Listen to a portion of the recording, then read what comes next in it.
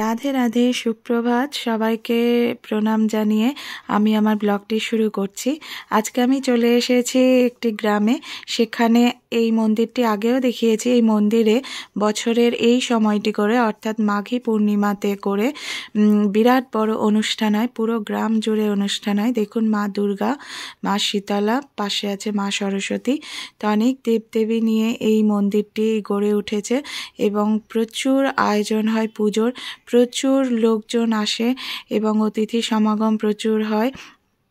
প্রত্যেকটা গ্রামবাসীদের জন্য আজকে অন্নভোগ আছে।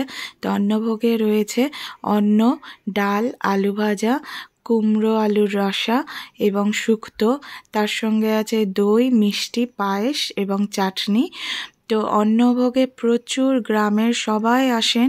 আর দেখুন, প্রত্যেকে বিরাট বড় বড় পাত্র এনেছে। এখানে প্রায় 6 জনের মতো করে ভোগ দেওয়া হয়, যাতে বাড়িতে আর কারোর রান্না বান্না করতে না লাগে। তো এই দিনটা সবাই খুব আনন্দ হয় এবং রাতে যাত্রা বা গাজন অনুষ্ঠান হবে।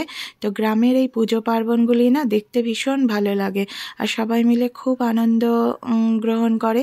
গ্রামে মূলত মা মনসা, শীতলা, দুর্গা এই সমস্ত দেবদেবীর পূজা বেশি হয়। দেখুন, এই ছোট্ট প্যান্ডেল হয়েছে।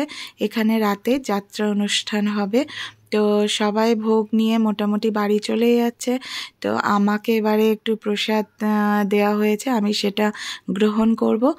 এটা গ্রহণ করে আমিও আমার ভোগটা নিয়ে বাড়িতে চলে আসব। তো ভোগ গ্রহণ করতে করতে আপনাদের দেখাবো পেছনে যেখানে রান্না হয়েছে। দেখুন, 4টে উনান হয়েছে। এখানেই রান্না হয়েছে সারা রাত ধরে, ভোর থেকে।